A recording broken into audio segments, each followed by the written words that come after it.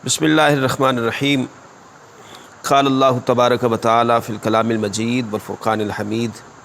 या अय्युहल्लज़ीना आमनू कुतिबा अलैकुमुस्सियामु कमा कुतिबा अलल्लज़ीना मिन क़ब्लिकुम लअल्लकुम तत्तक़ून। सदक़ल्लाहुल अज़ीम। अस्सलातु वस्सलामु अलैका या सय्यदी या रसूलल्लाह व अला आलिका व अस्हाबिका या सय्यदी या हबीबल्लाह। सामिन मुहतरम, अल्लाह रब्बुल इज़्ज़त का बेपाया लुत्फ़ व करम के जिसकी अता करदा ख़ास तौफ़ीक़ से हमने एक मरतबा फिर अपनी इस मुख्तसर और फ़ानी ज़िंदगी में माह रमज़ान की इन बाबरकत साअतों को हासिल करने की तौफ़ीक़ और सआदत हासिल की। सामिन मुहतरम, जैसा कि आपके इल्म में है कि माह रमज़ानुल मुबारक का आगाज़ हो चुका है और बिहम्दिही ताला अहले ईमान माह रमज़ान का पहला अशरा मुकम्मल कर चुके और दूसरे अशरे की मग़फ़िरतें और बख्शिशें अल्लाह रब्बुल इज़्ज़त की बारगाह से बंदगाने खुदा के लिए यकीनन मुक़द्दर हो रही हैं। बड़े खुश नसीब हैं वो लोग कि जो माह रमज़ान के इस बाबरकत महीने में अल्लाह रब्बुल इज़्ज़त की इबादत करके और रोज़े रखते हुए, नमाज तरावी अदा करते हुए और कुरान पाक की तालीम हासिल करते हुए, कुरान पाक पढ़ते हुए, सदक़ात व खैरात करते हुए अपने रब को राज़ी करने की कोशिश कर रहे हैं। सामिन मुहतरम, जैसा कि आपके इल्म में है, हुज़ूर अलैहिस्सलातु वस्सलाम की बड़ी मारूफ़ हदीस पाक कि हुज़ूर अलैहिस्सलातु वस्सलाम ने फरमाया, अव्वलुहु रहमतुन व औसतुहु मग़फ़िरतुन व आखिरुहु इत्क़ु मिनन नार। पहला अशरा जो हमने मुकम्मल किया वो रहमतों का अशरा था। तो सामिन मुहतरम, दूसरा अशरा कि जिसको हुज़ूर अलैहिस्सलातु वस्सलाम ने मग़फ़िरत का अशरा कहा है, बिहम्दिही ताला इस अशरे का आगाज़ हो चुका है। यकीनन अल्लाह ताला इस अशरे के अंदर अपने बंदों को बेपनाह बख्शिशें और मग़फ़िरतें अता फ़रमा रहा है। हमारे यहाँ अक्सर देखा ये जाता है कि जो माह रमज़ान अपने इख्तितामी मराहिल की तरफ बढ़ता है और इसके कुछ अय्याम गुज़र जाते हैं तो हम महसूस करते हैं कि लोगों के अंदर इबादत का ज़ौक़ और शौक़ कम होता चला जाता है। जब माह रमज़ान की आमद होती है और माह रमज़ान अपने इब्तिदाई अय्याम में होता है तो हम देखते हैं कि लोग बड़े ज़ौक़ व शौक़ के साथ, जोश और जज्बे के साथ मस्जिद में आते हैं और नमाजियों की कसरत होती है, कुरान पाक तिलावत करने वालों की कसरत होती है और मसाजिद के अंदर एक बहार होती है, एक रौनक होती है, नमाजियों का रश होता है, हुजूम होता है, जिससे मालूम होता है कि बिहम्दिही ताला इबादतों का जोश व खरोश है। लेकिन बदकिस्मती से जो ही माह रमज़ान के कुछ अय्याम गुज़रते हैं ये जोश व खरोश मांद पड़ना शुरू हो जाता है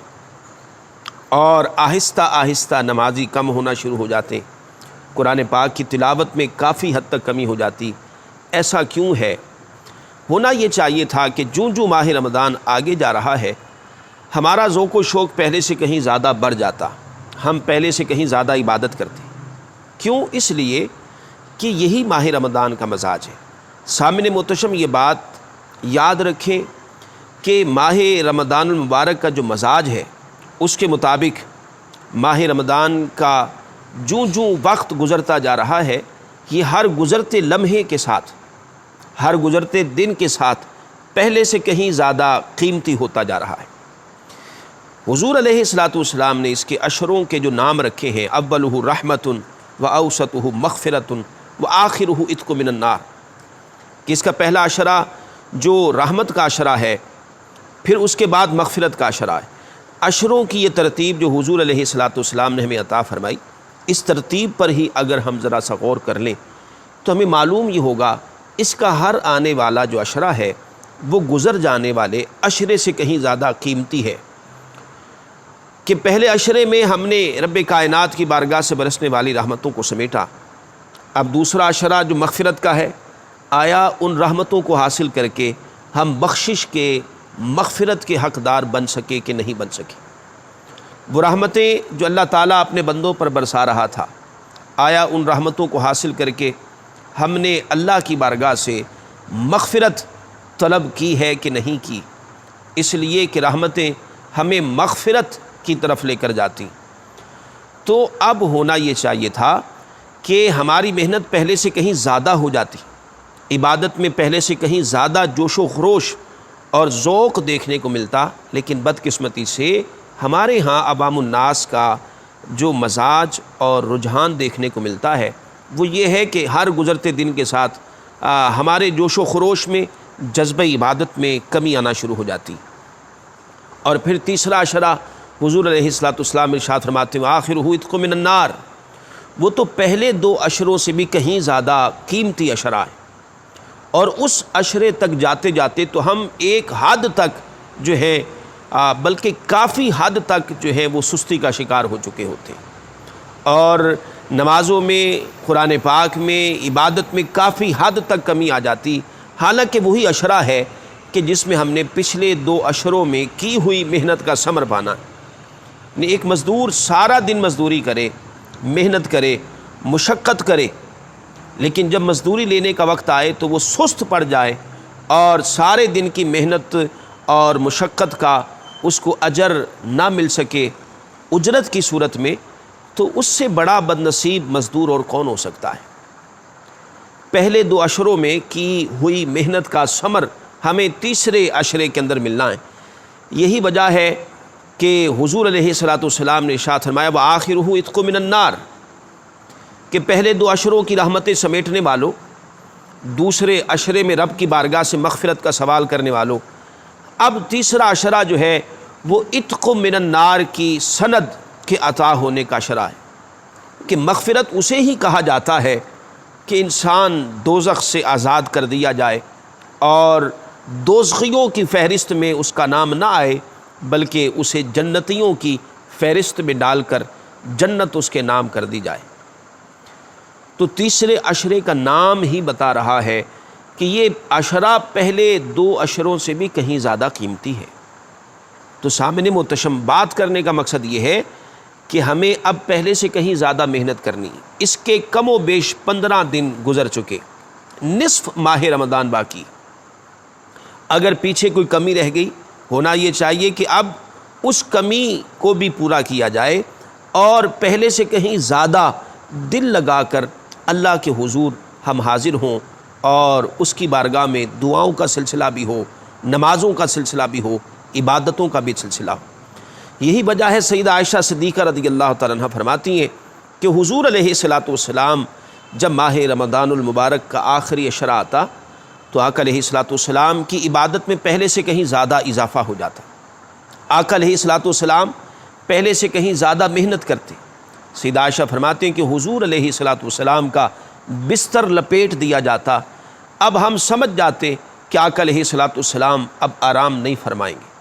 وہ جو تھوڑا سا آرام حضور علیہ الصلوۃ والسلام پہلے 2 عشروں میں فرمایا کرتے، تیسرے عشرے کے اندر وہ آرام بھی ختم ہو جاتا اور حضور علیہ الصلوۃ والسلام ساری رات رب کے حضور قیام کرتے، عبادت کرتے، اور تیسرا عشرہ پہلے 2 عشروں کی بنسبت کہیں زیادہ عبادت کے اندر آقا علیہ الصلوۃ والسلام گزارا کرتے تھے۔ تو سامنے محتشم بات کرنے کا مقصد یہ ہے کہ اب زیادہ محنت کرنے کا وقت ہے، لہٰذا یہ لمحات جو ہے سستی کے ساتھ بسر کرنے والے لمحات نہیں ہیں، ان میں ہمیں پہلے سے کہیں زیادہ محنت کرنی۔ سامنے محتشم حضور علیہ الصلوۃ والسلام نے ماہ رمضان کے ساتھ بے پناہ محبت فرمائی، اور آقا علیہ الصلوۃ والسلام روزہ رکھنے کی ترغیب اپنے صحابہ کو اکثر و بیشتر فرماتے رہتے۔ اس حوالے سے ایک حدیث پاک جس کو امام نسائی رحمۃ اللہ علیہ نے اپنی سنن کے اندر نقل کیا کہ حضرت ابو امامہ رضی اللہ تعالیٰ عنہ حضور علیہ الصلوۃ والسلام کی بارگاہ میں آئے اور آ کر عرض کیا یا رسول اللہ صلی اللہ علیہ وسلم دلنی علی عمل یدخلنی فی الجنہ، آقا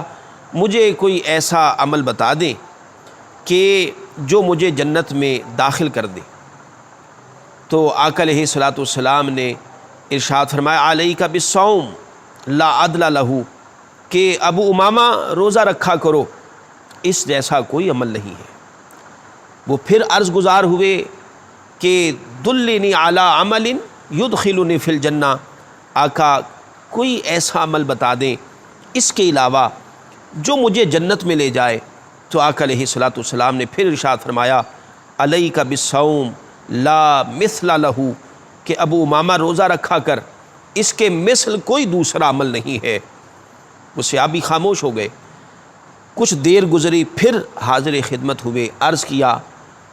کہ آقا دلنی علی عمل یدخلنی فی الجنہ، آقا اس کے علاوہ کوئی عمل